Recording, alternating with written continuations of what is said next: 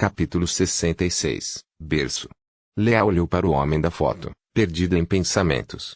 Depois de receber o pedido de ajuda, partimos 2 dias depois para recolher informações relevantes, disse ela. O nome completo de Madame Paulis é Paulis de Roquefort, não é? Ela parou por um momento antes de continuar. Investigamos a família Roquefort em Dariège e não encontramos nenhum vestígio de Paulis.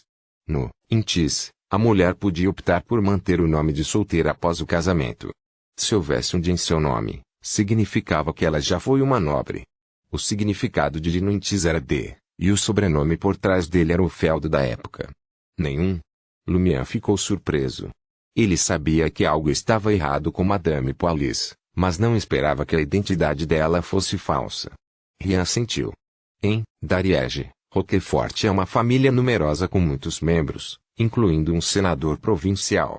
Estávamos com pressa e não tivemos tempo de realizar uma investigação mais detalhada. Só pudemos confirmar que Paulis não existia, mas um homem chamado Polit estava desaparecido há mais de 1 ano. Polit? Lumière perguntou. Qual é a relação dele com Madame Paulis? Eles são parecidos. Rian balançou a cabeça. Sem informações suficientes, é impossível adivinhar. O que sabemos é que Polit de Roquefort era um dandy popular entre eles e tinha muitos filhos ilegítimos. Muitas pessoas o odiavam e detestavam. Talvez seja por isso que ele não teve escolha se não partir ou foi forçado a deixar Dariège. Dandismo. Lumière não estava familiarizado com o termo. Aurore assinava revistas e jornais voltados para mulheres ou focados em assuntos nacionais. Havia alguns materiais sobre o sobrenatural, mas nenhum envolvia assuntos masculinos. Lia riu. Para simplificar, é um Casanova que se veste na moda, fala com elegância e age livremente. Lumière suspirou e zombou. O povo de Trier com certeza sabe como viver a vida. Eles empacotam seus assuntos como um pensamento, uma doutrina e uma tendência. Quando se tratava de trapaça, Triers estava na vanguarda. O padre. Diante dos Trieres, ele ainda era uma criança. Ponto. No ano passado, Trier construiu inúmeras arcadas. Observou Aurore enquanto tomava seu chá preto de marquês, presenteando Madame Paulis, Nazélia e os outros com as últimas tendências de sua residência subterrânea de 2 andares. O que é um fliperama? É uma rua coberta com cobertura de vidro e piso de mármore. Lojas elegantes e deslumbrantes alinham-se em ambos os lados. Durante o dia, a luz vem de cima e, à noite, lâmpadas a gás iluminam a área. É proibida a entrada de carruagens. O fliperama mais famoso é chamado de Arcade Opera House. Madame Paulis, segurando uma xícara de porcelana branca cheia de chá preto, observava Aurore com seus brilhantes olhos castanhos, ouvindo atentamente com um sorriso. Parece algo que preciso ver. Nazélia suspirou, imaginando a elegância, a moda, a limpeza e o brilho do fliperama. O conhecimento de Aurore sobre as últimas tendências da Intis foi a principal razão pela qual aceitaram o convite para o chá da tarde. Depois de conversar um pouco, a discussão voltou-se para o trabalho e os relacionamentos de Aurore. O amor é tão insondável e evasivo. Madame Paulis refletiu em voz alta. Então é por isso que você se apaixona por tantos homens ao mesmo tempo? Aurore não pôde deixar de criticar interiormente. Madame Paulis olhou para ela com um leve sorriso e suspirou. Às vezes fico com muita raiva por causa dos erros dele. Eu gostaria de poder matá-lo e mandá-lo para a morte. Mas quando ele está realmente enfrentando a morte, não posso evitar salvá-lo e me recuso a contar a ele. Talvez isso seja amor. Ponto. No quarto principal da residência do administrador, Madame Paulis pode ter se apaixonado por Polit, um crente no dandismo, e se envolvido em um relacionamento proibido, resultando em sua rejeição por parte de sua família. Ela então teve que se casar com alguém e usar as conexões de sua família para garantir para ele o cargo administrativo em Cordoue. Lumière deduziu isso com base nas histórias e trupas escritas por sua irmã.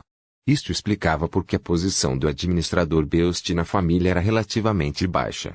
Talvez, Rian respondeu simplesmente, continue procurando, mas não tente abrir o cofre ou qualquer coisa que possa disparar um alarme. Lumière e seus companheiros se dispersaram, imediatamente e procuraram em outro lugar. Apesar da habilidade do caçador de observar traços sutis, Lumière ainda não encontrou nada. O mesmo aconteceu com Leah e os outros. Eles não tiveram escolha a não ser ir para o escritório e procurar pacientemente. Com o passar do tempo, Os quatro chegaram ao final do corredor, onde havia uma sala fechada em frente a um solário aberto. Ao lado havia uma escada que levava a uma das torres. Rian, que havia terminado de revistar o solário, virou-se para Leah. Leah tocou o pequeno sino prateado pendurado em seu véu, murmurando para si mesma enquanto caminhava em direção à porta de madeira bem fechada. Desta vez, os 4 sinos não tocaram. Leah deu um suspiro de alívio e gentilmente empurrou a porta de madeira. Era um quarto vazio com um berço de balanço no meio. O berço foi feito de madeira marrom e instalado dentro de uma moldura de madeira. Estava coberto com panos de algodão limpos, mas ligeiramente gastos, que mostravam sua idade. O berço estava vazio. Este era o berçário onde outrora dormiram os 2 filhos de Madame Palisse. Além da cama, não havia brinquedos no quarto. Espalhados no chão estavam trigo, cevada, arroz, centeio, trigo e outras plantas, fazendo com que parecesse bastante estranho. Além disso, essas plantas estavam bem preservadas, como se tivessem sido trazidas há poucos dias. O corpo de Valentine brilhava quando ele entrou na sala e circulou. Logo, ele voltou para a porta e balançou a cabeça para Rian e Leah. Não há aura maligna. Tudo bem.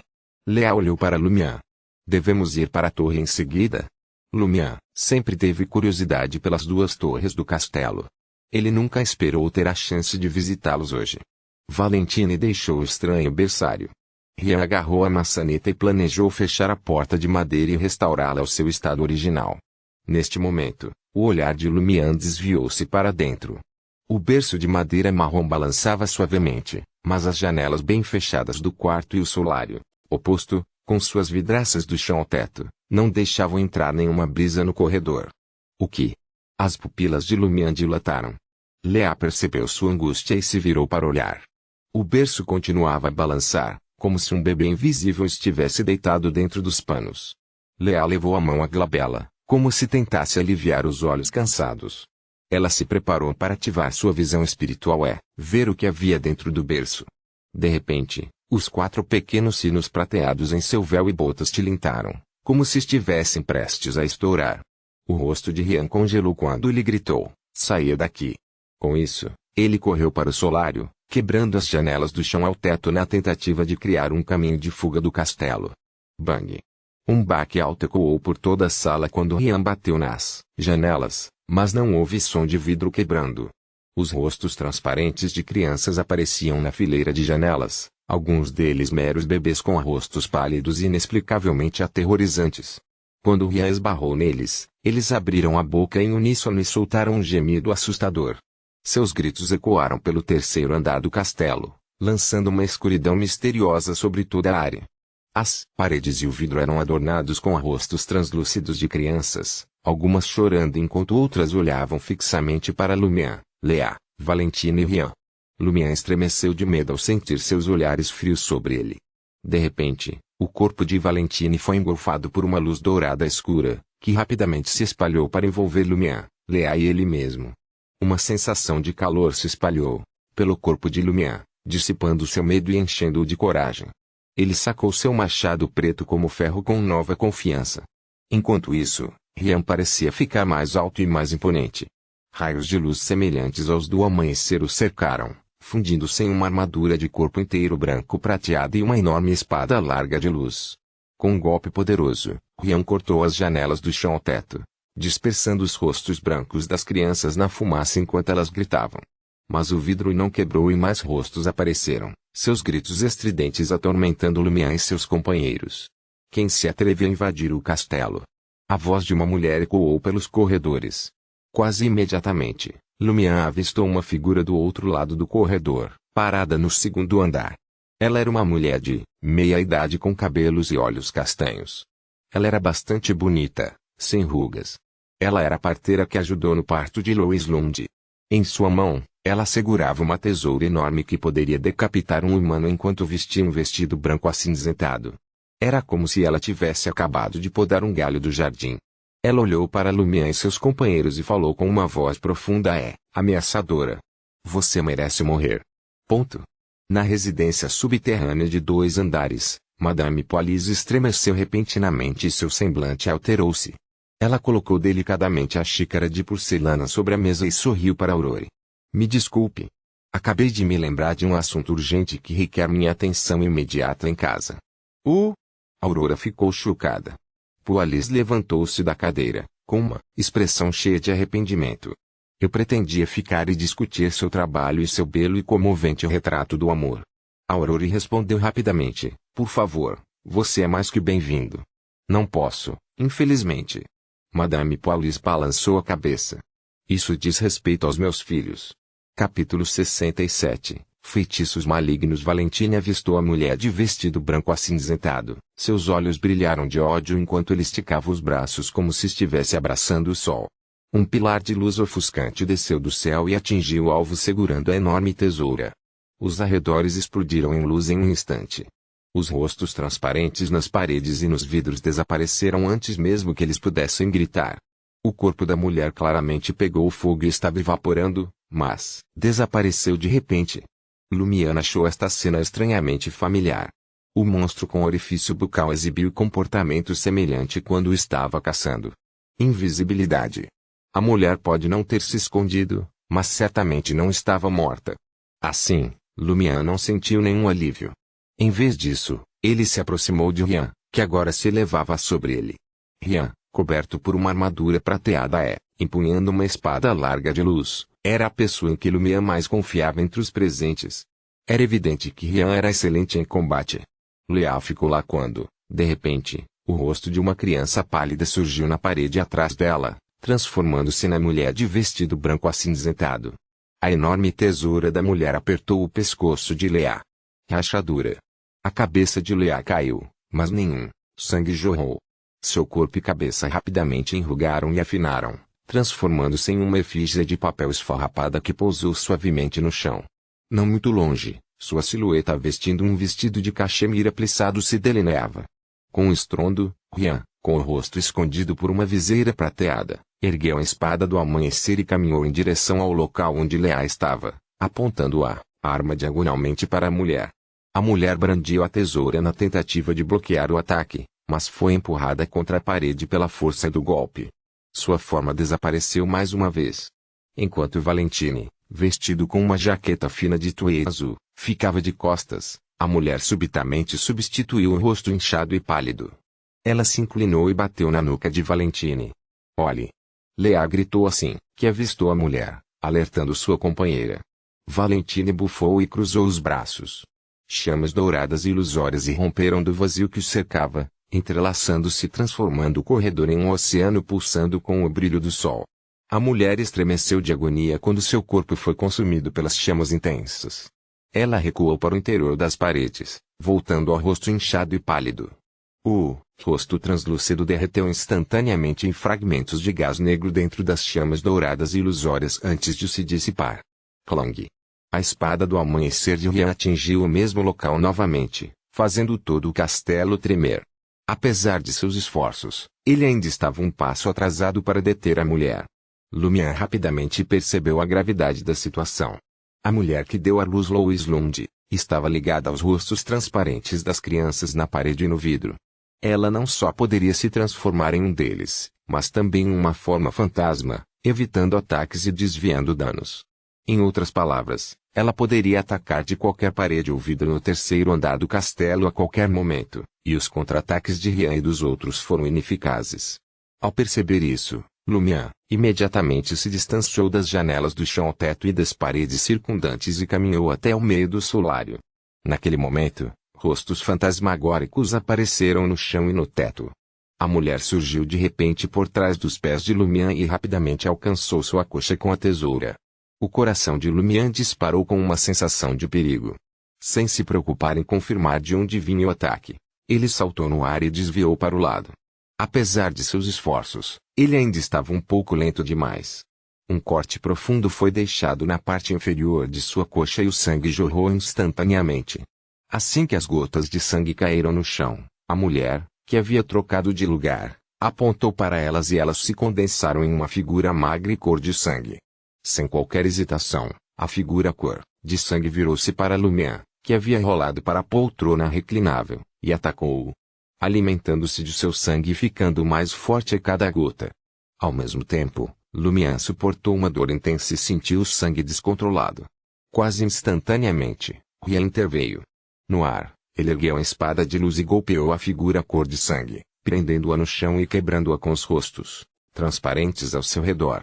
Leá deu uma cambalhota para o lado de Lumiã e pressionou a mão direita no ferimento da coxa dele. Para a surpresa de Lumiã, o ferimento moveu-se magicamente junto com a palma direita de Leá, descendo até a lateral da panturrilha, que não era rica em vasos sanguíneos. O sangramento diminuiu imediatamente. A mulher apareceu de repente do teto. Seus olhos castanhos ardiam com uma vida ardente.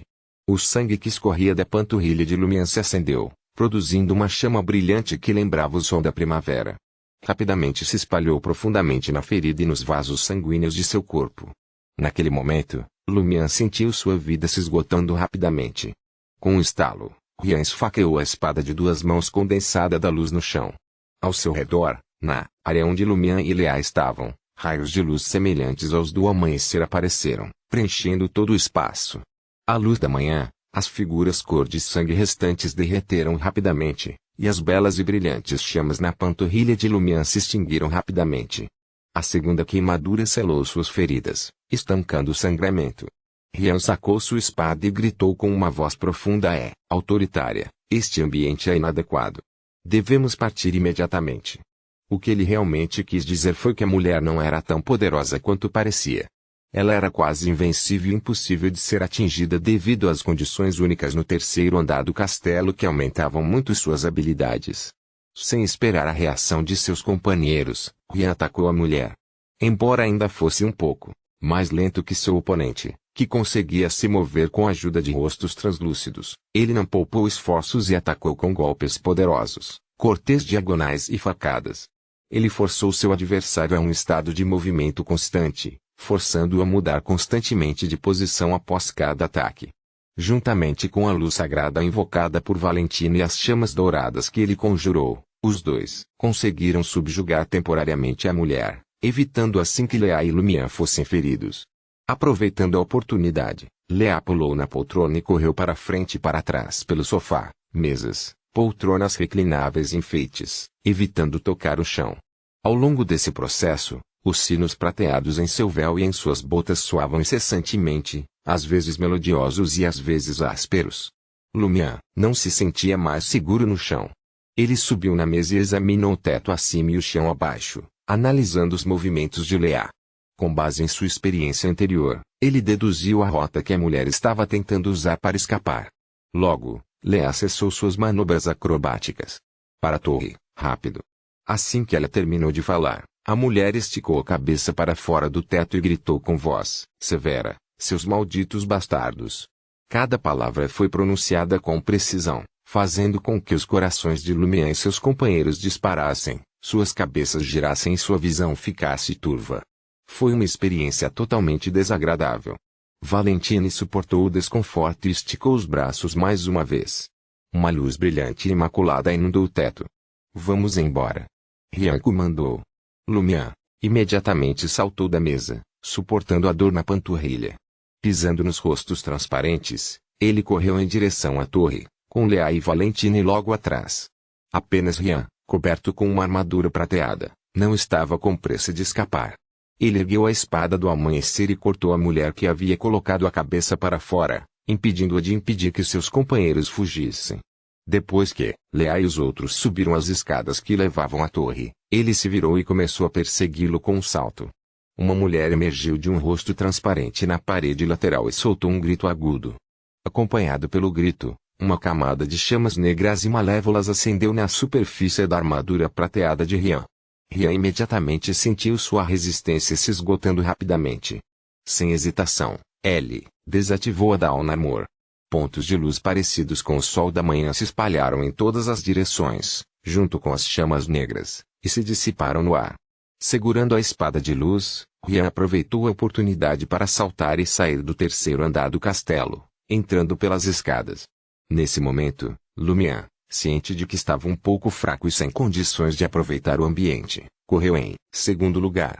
À frente dela estava Leá, cujo sino prateado tocava suavemente. Leá de repente parou. Lumiã desacelerou apressadamente ao ouvir conversas. Ele então olhou para frente e ficou surpreso. A torre não era grande e poderia até ser considerada pequena. Havia escadas que levavam a vários portos de tiro. As paredes estavam lotadas de crianças. Eles estavam vestidos com roupas diferentes. Alguns pareciam ter acabado de nascer, enquanto outros tinham 3 ou 4 anos. Seus membros pareciam garras de pássaros com pontas estranhamente afiadas. Usando suas garras de pássaro, essas crianças pareciam pássaros em uma floresta, empoleirando-se no muro e ocupando a maior parte da área. O couro cabeludo de Lumière formigou quando ele viu mais de 100 rostos, corpos e garras afiadas perversas de pássaros humanos combinados com um método anormal de empoleirar-se. Ele mais uma vez sentiu como se sua mente, olhos e alma tivessem sido corrompidos, assim como quando testemunhou o parto de Louis Lund. As crianças ainda não haviam percebido a intrusão. Um pequeno número deles discutia alegremente diferentes tópicos. O céu é tão azul lá fora. Eu quero sair. Sem chance. Mamãe disse que temos que ser capazes de retrair nossas garras e ser como humanos normais antes de podermos sair. Naquele momento, Ryan alcançou os 3 e disse com urgência: fiquem longe. Ele então se virou e barricou a entrada da torre como um gigante, segurando a espada do amanhecer na mão. Leah e Valentine não perguntaram por quê. Eles correram freneticamente e encontraram escadas e outros obstáculos atrás dos quais se esconder. Embora Lumière não compreendesse, seus instintos de sobrevivência lhe disseram para seguir ordens. Todos vocês, venham aqui. A voz aguda da mulher reverberou. Cada palavra perfurava os ouvidos de Lumière e de seus companheiros, enfraquecendo-os simultaneamente. Imediatamente depois, a mulher de vestido branco acinzentado apareceu no canto da escada. A torre inteira estava repleta de aura de vida e nenhum rosto pálido era visível. Capítulo 68. Purificação. Ao ver que Ryan estava bloqueando a entrada da torre com a espada do amanhecer, a mulher de vestido branco acinzentado sentiu um pressentimento. Ela rapidamente virou a enorme tesoura, prendeu-a no pescoço e puxou suavemente. Uma corrente vermelha vívida de sangue jorrou imediatamente, acompanhada por seu grito agudo. O sangue fluía em todas as direções como se tivesse vida própria, envolvendo todo o seu corpo. Era como se a mulher tivesse se enfeitado com uma armadura de corpo inteiro cor de sangue. Enquanto isso, Ryan segurou a espada do amanhecer ao contrário com as 2 mãos e se ajoelhou. Com um estalo, ele esfaqueou a espada de 2 mãos, que havia se condensado da luz, no chão de pedra à sua frente. A espada larga se desintegrou, transformando-se em partículas de luz que lembravam o sol da manhã.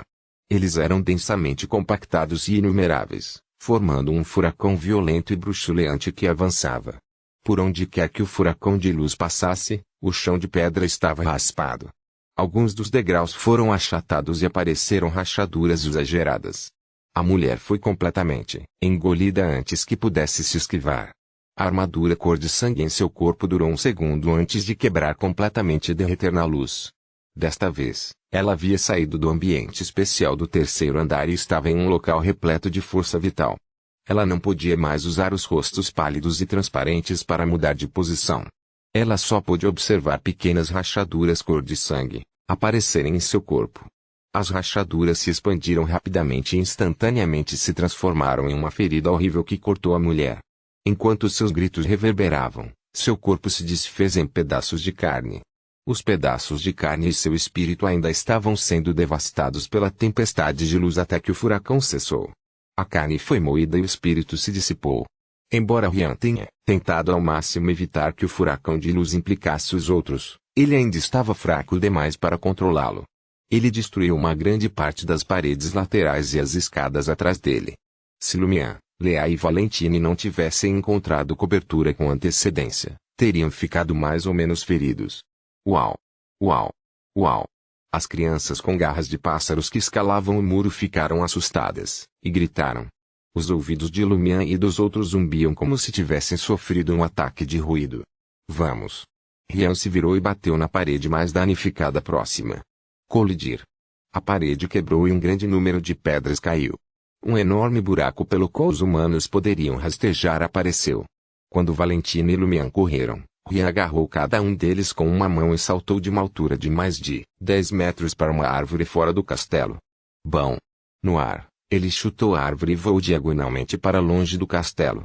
Leah desceu sozinha, usando a saliência das paredes externas do castelo para descer rapidamente, aterrissando no chão em um instante ou dois. Rian, Lumian e Valentine esperaram por Leah por alguns segundos enquanto as árvores tremiam violentamente. Depois de encontrá-la, eles correram para o fundo da colina e saíram antes que os outros servos alcançassem. Em menos de um minuto, Madame Paulis ficou inexpressiva ao lado do buraco rompido na entrada da torre, usando um vestido fofo azul acinzentado. As crianças rastejando nas paredes rapidamente acusaram os forasteiros de serem bárbaros e cruéis, chamando pela mãe. Madame Paulis, com o rosto pálido, permaneceu em silêncio. Na floresta ao lado da Vila Cordu, Lumian e seus companheiros pararam e olharam para o castelo. Leah estava prestes a falar quando franziu a testa e disse: "Ouço um bebê chorando, está muito perto." Ela se virou para Rian e os outros e perguntou: "Vocês conseguem ouvir?"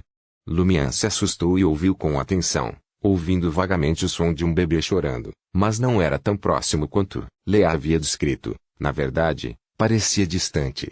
"Posso ouvir um pouco?" Rian respondeu com sinceridade. A expressão de Valentine mudou como se ele tivesse pensado em alguma coisa. Ao mesmo tempo, o rosto de Leah se contorceu de dor e ela instintivamente pressionou a mão no abdômen, onde havia um inchaço e contorções distintos.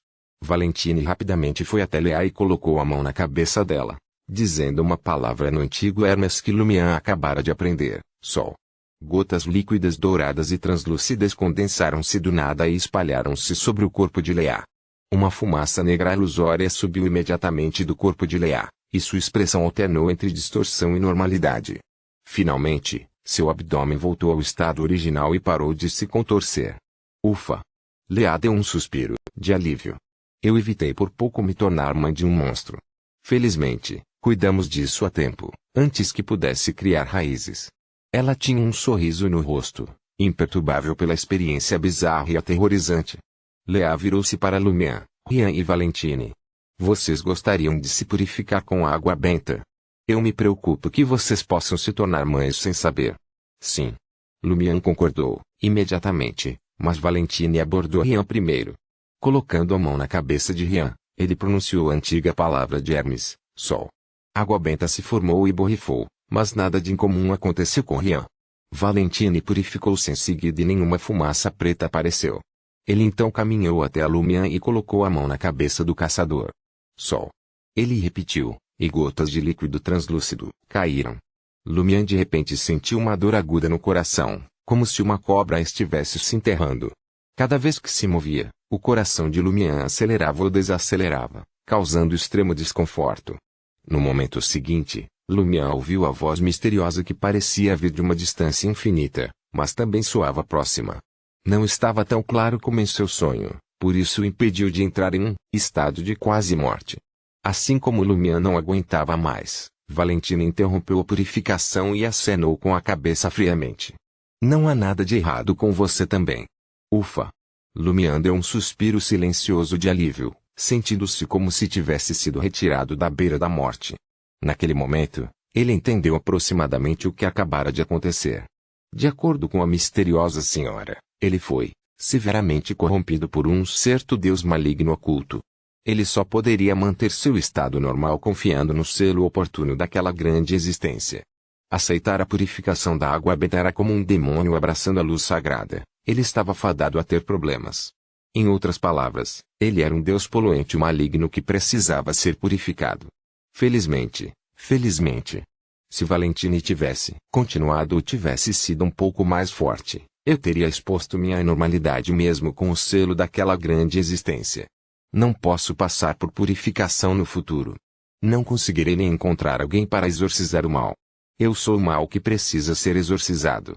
Lumian se alegrou e não deixou a dor remanescente aparecer em seu rosto. Ao perceber que seus companheiros haviam sido purificados e todos os riscos eliminados, Rian prontamente sugeriu: se seguirmos até a periferia da aldeia agora, ativaremos o circuito. Caso Madame Paulis descubra uma pista e nos alcance, podemos tentar fugir e reiniciar o ciclo. Percebendo a expressão perplexa de Valentine, Rian acrescentou: estou preocupado que se morrermos uma vez durante um ciclo, pode haver repercussões quando o ciclo for encerrado. Portanto, é melhor não morrer neste momento. Entendido, Leah concordou antes que Valentine pudesse intervir com qualquer ideia radical. Observando que seus dois companheiros chegaram à mesma conclusão, Valentine simplesmente assentiu. Naquele momento, Lumière olhou para eles antes de acenar com a mão e declarar: vocês vão em frente. Eu estou indo para casa. Rian franziu a testa, em confusão, e perguntou: você não está preocupado que Madame Paulis possa vir atrás de você? Lumière sorriu e respondeu: não sou como você. Assim que entrei na torre, tentei evitar o olhar das crianças monstros. Eles não me viram, e a parteira que me viu foi morta por você. Parece que até canalizar espíritos é ineficaz. Como Madame Paulis poderia suspeitar que uma equipe de infiltração poderosa, como a sua, tinha uma pessoa comum como eu com eles? Pense nisso. Antes da sua chegada a Cordu, ninguém havia tentado se infiltrar no castelo. No momento em que você chegou, algo aconteceu imediatamente. Quem mais poderia ser suspeito além de vocês? Se eu escapar com você, serei arrastado com você. Rian, Lea e Valentine ficaram sem palavras. Esta foi claramente uma operação arquitetada por Lumière. Porque parecia que ele não tinha nada a ver com isso no final. Eles iriam assumir toda a culpa. Adeus. Se Madame Paulis não se atrever a confrontar bem um deles oficiais como você e o ciclo não for reiniciado, vejo você na Taverna amanhã. Lumière acenou com a mão e correu em direção à orla da floresta, lembrando-lhes: tome cuidado, meus repolhos. Assim que saiu da floresta, a expressão de Lumière ficou séria. A explicação que ele deu para não escapar com Rian e os outros não foi a única razão. Foi mais uma desculpa. Seu objetivo principal era voltar para casa imediatamente e encontrar-se com Aurore. Assim que Aurore convidou Madame Paulis para o chá da tarde, alguém entrou furtivamente no castelo e eles foram os principais suspeitos. Lumière teve de informar a sua irmã que se Madame Paulis viesse interrogá-la e silenciá-la, ela deveria trair os 3 estrangeiros e concordar com a prisão de Madame Paulis. Ela poderia descobrir e revelar um segredo valioso para atrasar Madame Paulis por um tempo, impedindo-a de executar alguém no local. Somente permanecendo vivo haveria uma chance. Mesmo no loop, Lumière não poderia se dar ao luxo de morrer facilmente caso algo catastrófico ocorresse quando o loop terminasse. Além disso, uma vez que Madame Paulis alcançasse Lea e os outros, se ela saísse vitoriosa, um de Rian e os outros 2 acionariam o ciclo e apagariam suas memórias. Se ela perdesse, com o que se preocupar? Lumière cerrou os dentes e correu para casa pela estrada da aldeia, suportando a dor na panturrilha.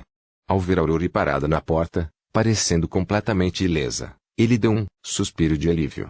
Está tudo bem? Está tudo bem?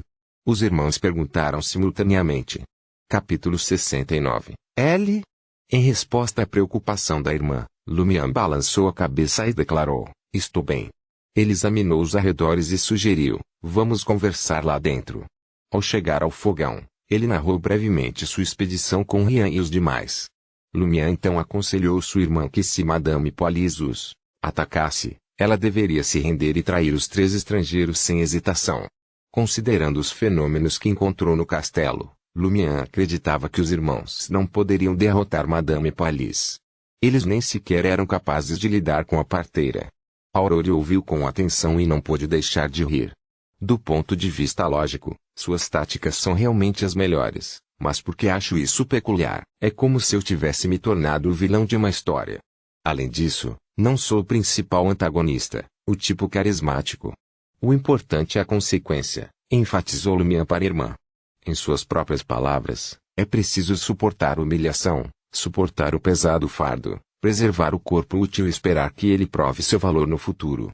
Aurore não pôde deixar de esfregar a testa. Eu te ensinei muitas coisas estranhas. Sim, Lumière assentiu sinceramente. Aurora revirou os olhos. Ok, eu entendo. Não enfrentarei Madame Paulis até o momento mais crucial. Quando Madame Paulis percebeu que o alarme havia disparado e tentou sair, eu não a impedi. Apenas expressei relutância e conversei com ela por mais um minuto. Certo, por favor, explique os detalhes da sua exploração. Ela sentou-se à mesa de jantar e ouviu atentamente, para o caso de Madame Paulis interrogá-la com raiva. Lumière puxou uma cadeira do lado oposto da mesa de jantar e expôs as realizações da expedição e o processo de batalha. Enquanto Aurore ouvia, sua expressão gradualmente tornou-se um tanto peculiar. Qual é o problema? Lumière percebeu a anormalidade da irmã.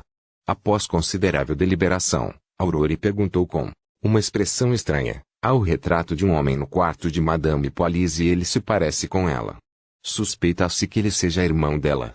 Sim, os 3 estrangeiros especularam que ele poderia ser um membro desaparecido da família Roquefort chamado Polit. Lumière relatou as declarações de Rian e dos outros, incluindo o dandismo e o grande número de filhos ilegítimos. Ele acrescentou, de acordo com a investigação dos 3 estrangeiros, não existe tal pessoa como Police na família Roquefort. Aurore sentiu e exalou. Então tenho certeza de que meu palpite está correto. Sua expressão permaneceu peculiar, apenas ficando mais pronunciada. Que palpite? Lumière perguntou perplexo. Aurore lançou-lhe um olhar de soslaio antes de responder. Talvez Madame Police seja na verdade Polit. Que? Isso é um absurdo. Lumière exclamou. Um é homem, o outro é mulher, e Madame Police teve 2 filhos. Quem pôde dizer que ela mesma os deu à luz? Talvez o administrador tenha feito isso por ela, rebateu Aurore, com um sorriso de escárnio curvando seus lábios. E mesmo que sejam filhos de Madame Police, isso não significa necessariamente nada. No mundo do misticismo, tudo é possível. Considere o seguinte, se Lois Lune pode dar à luz um homem, então por que Polit não pode se tornar uma mulher? Isso pode ser verdade, mas... Lumière ainda não estava convencido. Aurore deu-lhe um sorriso malicioso. A razão pela qual ouso fazer tal suposição, ao contrário dos 3 estrangeiros, é porque eu vi algo. Ou melhor, eu testemunhei algo. Você se lembra qual caminho é vizinho do caminho? Um ter? Assassino, Lumière respondeu sem hesitação. Ele se sentiu atraído pelo nome, que sem dúvida era mais legal do que um ter.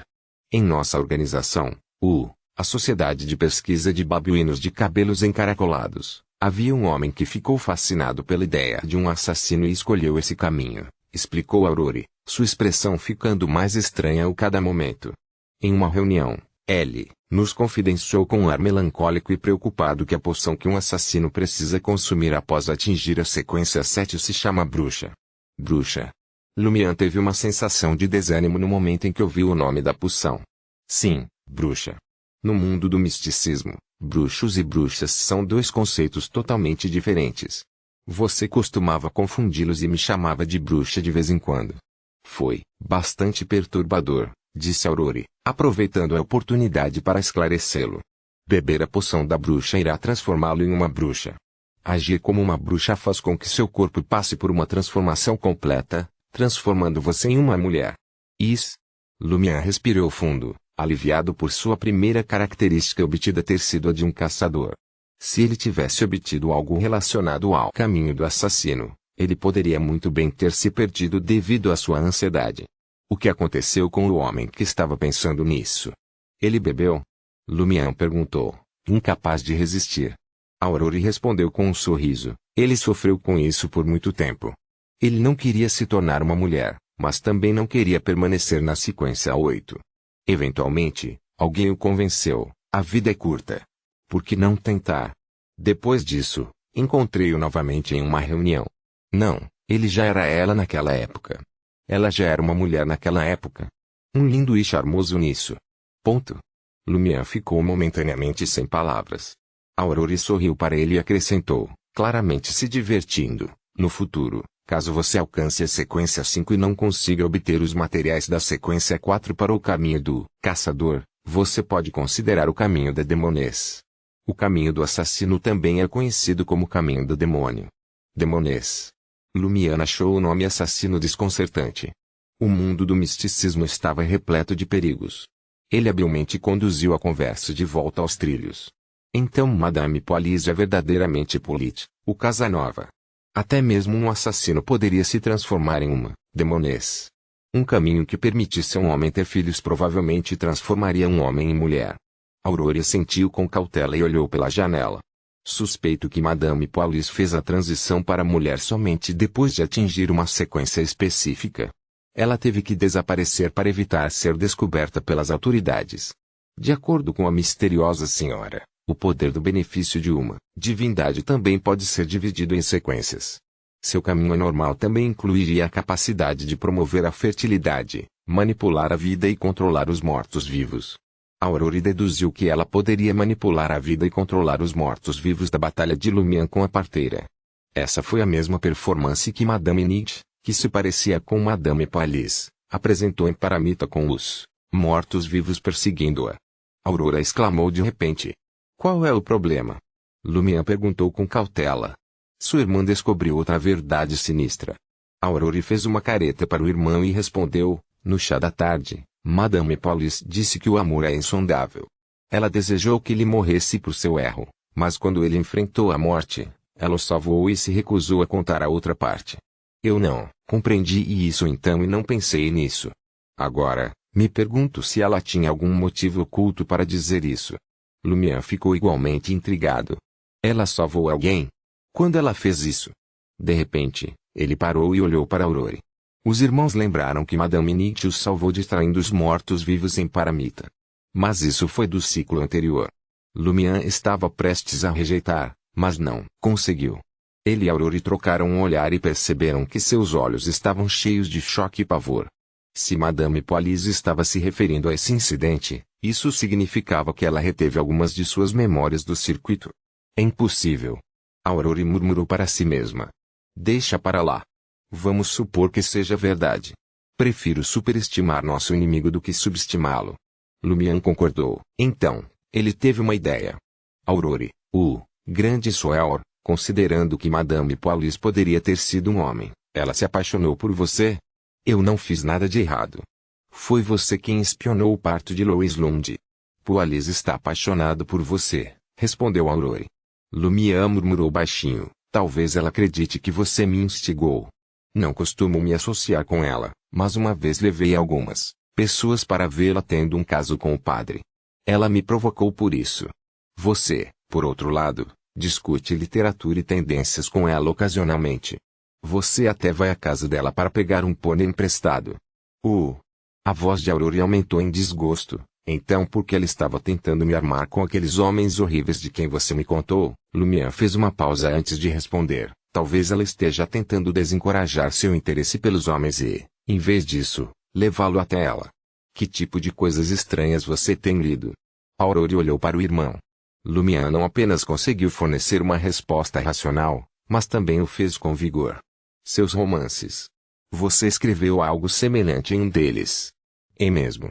Aurore pensou profundamente. Depois de um momento, ela olhou pela janela e disse, já faz um tempo, mas Madame Paulis não veio atrás de nós. O ciclo não recomeçou. Talvez ela não queira matar os estrangeiros. Se um investigador enviado pelas autoridades fosse morto, isso causaria problemas ainda maiores, especulou Lumière. E ela não suspeita de mim, então ela também não suspeita de você. A testemunha estava morta e ninguém mais o tinha visto. Aurore acenou com a cabeça e disse de forma autodepreciativa, nem estou com vontade de jantar. De repente, Lumière teve uma ideia. E se formos para o castelo? O perpetrador está retornando ao local do crime. Aurora riu. Lumière assentiu. Eu quero investigar o castelo. Madame Paulis não suspeita de mim, então posso passar despercebido. Ah, e ainda não colhi nenhuma tulipa. Posso pedir alguns sob pretexto de fazer o fragrâncias. Como Aurore e Madame Paulis pareciam ser amigas, não houve problema com as ações de Lumière. Aurore pensou por um momento antes de dizer, podemos tentar, mas não podemos ter certeza de que Madame Paulis não causará problemas. Sim, se você não voltar em meia hora, irei até a periferia da aldeia e acionarei o ciclo para recomeçar. Tudo bem, Lumière concordou. Ponto. Quando Lumière chegou mais uma vez ao castelo do administrador, o sol já havia se posto atrás da montanha, pintando o horizonte com uma tonalidade vermelha.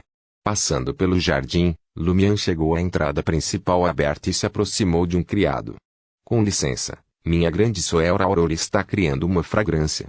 Poderia me emprestar algumas tulipas, de Madame Paulis? O criado, vestido com camisa vermelha e calça branca, respondeu sem qualquer indício de suspeita. Vou perguntar a Madame. Ele rapidamente desapareceu no castelo. Pouco depois, ele reapareceu. Madame disse que você pode ir direto ao jardim para colhê-los. Ela realmente não suspeita de mim? Além disso, é como se nada tivesse acontecido. Mesmo assim, ele se absteve de entrar no castelo e se dirigiu ao jardim em busca das tulipas.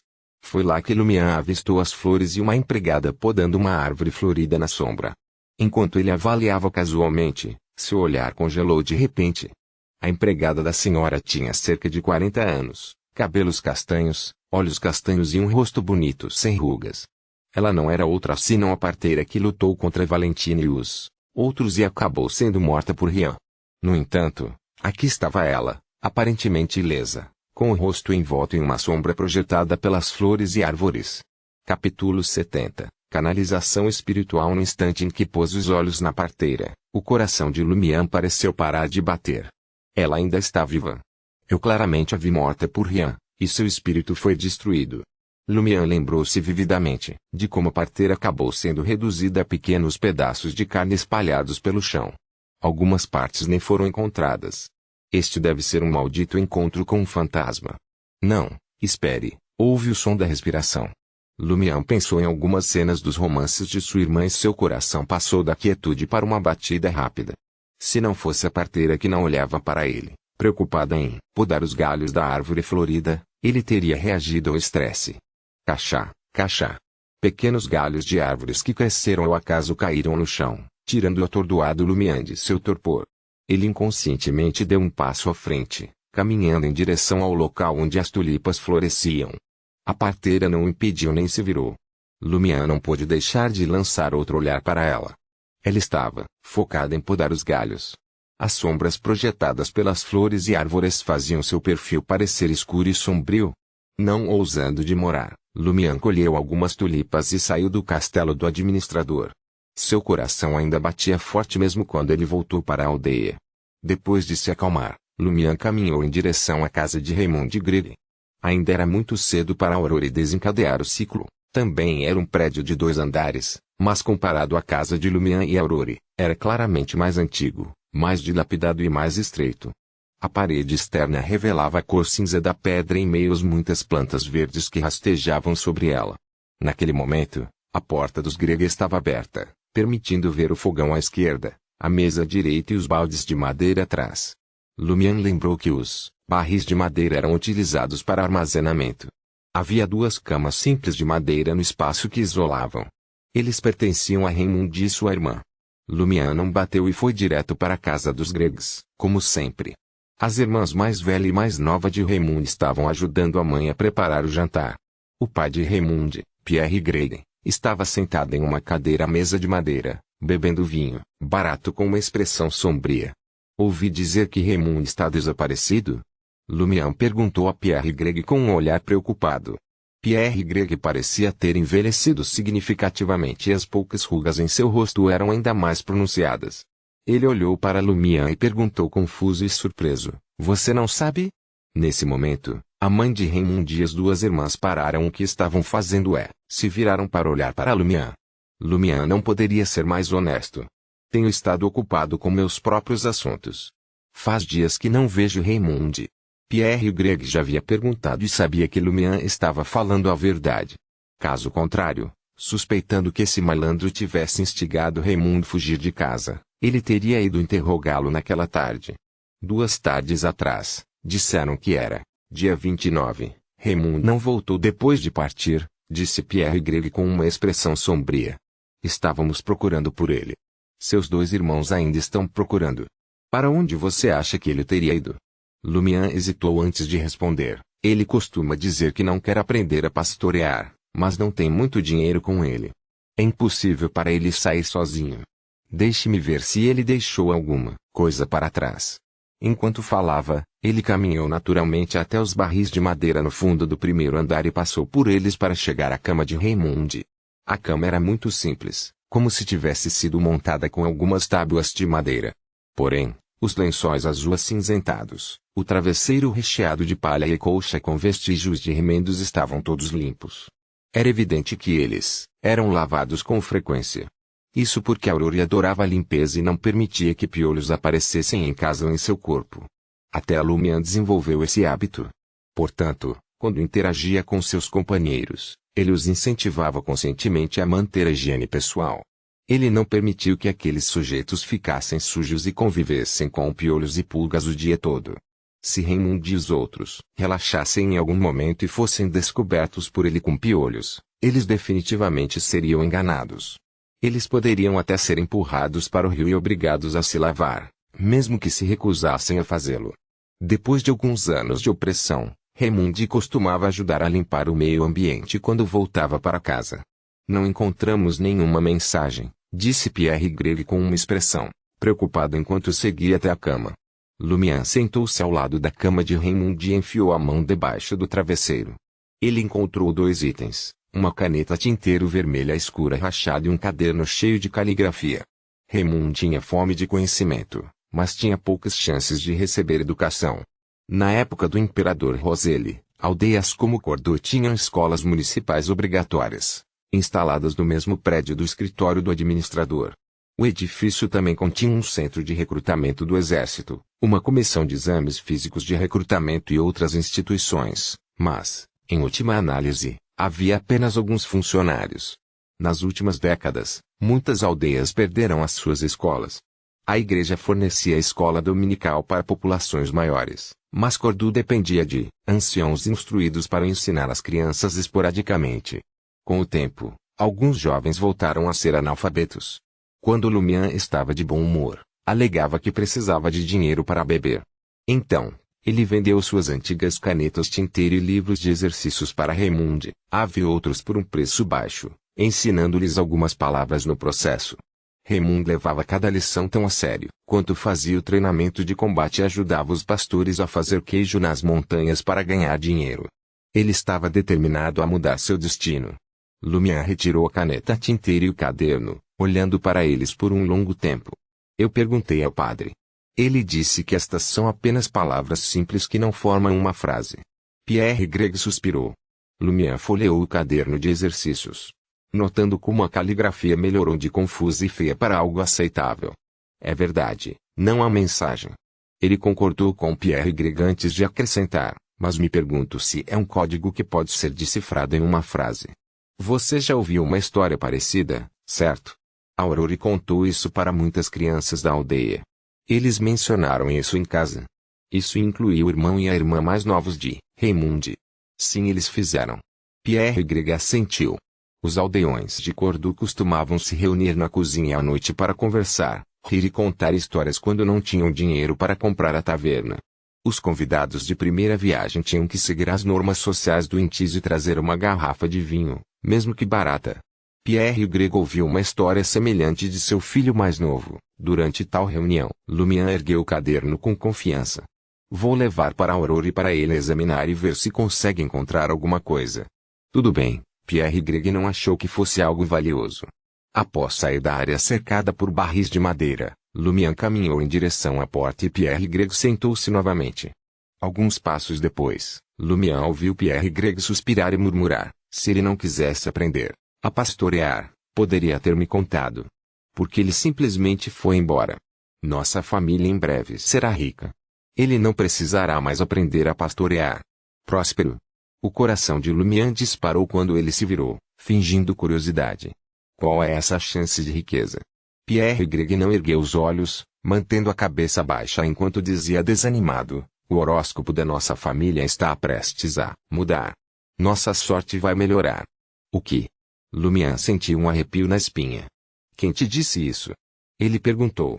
Pierre Greg não respondeu, continuando a lamentar. Ao voltar para casa, Lumian informou imediatamente à irmã que a parteira ainda estava viva. Aurore franziu as sobrancelhas loiras. Ela não é necessariamente uma pessoa viva. Lumian ficou surpreso. Aurore ponderou. Disse, não discutimos isso antes. O caminho de Madame Paulis pode ter o poder de controlar os mortos-vivos. Isso pode ser um zumbi. Impossível, disse Lumian. Eu a vi sem ativar minha visão espiritual.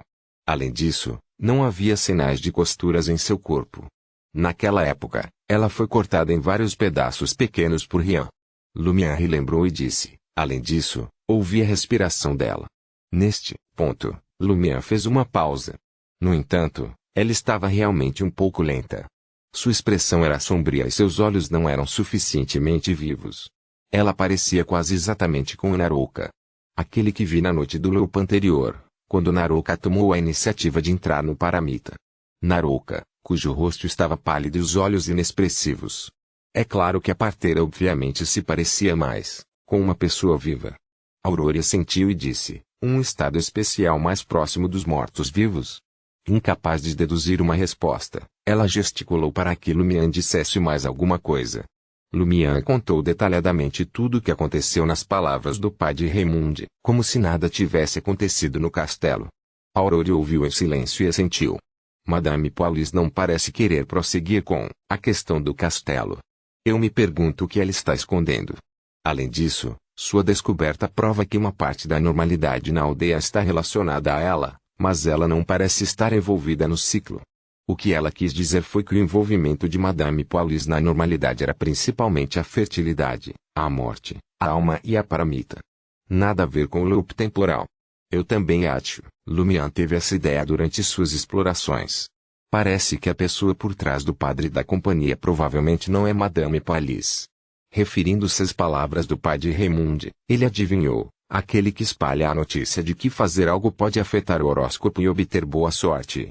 Aurora reconheceu laconicamente. Investigaremos amanhã e veremos se podemos canalizar o espírito de Raymond, esta noite. Ponto. Depois do jantar, Aurora viu que já era hora e começou a montar o altar. Ela estava orando para si mesma, então colocou apenas uma vela, mas a vela foi substituída por outra feita de flores do sono e outros materiais. Aurora santificou uma adaga de prata e criou um muro de espiritualidade. Então, ela pingou o extrato feito de baunilha noturna e flores da lua nas chamas laranja, provocando uma névoa nebulosa. Vendo que os preparativos estavam concluídos, Aurora olhou para a apostila no altar e deu um passo para trás. Ela disse no antigo Hermes, eu. Ao pronunciar a palavra, seus olhos escureceram, como se um vento invisível girasse ao seu redor. Eu invoco em meu nome. Esta foi a segunda frase que ela disse, e ela mudou para Hermes. Como ela não sabia onde estava o espírito de Raymond, ela não conseguia se comunicar diretamente com ele. Ela só poderia tentar invocá-lo. Como uma Beyonder selvagem, ela não ousou orar para a deusa da noite eterna, que estava no comando deste domínio. Ela só podia confiar em si mesma. As chances de sucesso não eram altas, a menos que o espírito de Raymond estivesse de fato em algum lugar de Cordoue e muito próximo. Aurore continuou a recitar, o espírito permanece na Vila Cordoue. O homem chamado Raymond Gregg. O dono deste caderno de exercícios. A chama laranja da vela balançou de repente, absorvendo a névoa circundante e tornando-se um pouco maior. Sua luz ondulou e foi tingida com uma cor azul profunda. Gotas de suor apareceram na testa de Aurora quando ela começou a pegar emprestado força de vários materiais. Em meio ao vento uivante, uma figura apareceu acima das chamas azuis. Já tendo ativado sua visão espiritual, Lumian viu uma figura translúcida. Ele tinha cabelos e olhos castanhos, parecendo bastante comuns. Era Raymond Gregg. Ele realmente ainda estava na aldeia. O corpo de Raymond estava inchado, seu rosto pálido e lágrimas cor de sangue escorriam dos cantos dos olhos. O que? Aurora estava, claramente atordoada. Depois que o ciclo foi reiniciado, Raymond apenas desapareceu e não se afogou. Como seu espírito acabou assim? Isso mesmo. Se ele não tivesse se afogado, como poderia ter se tornado um espírito? Eles eram autocontraditórios. Em meio à confusão, Aurora perguntou, Raymond Gregg, por que você desapareceu? A expressão de Raymond de repente ficou feroz quando ele gritou, bruscamente, eles me afogaram.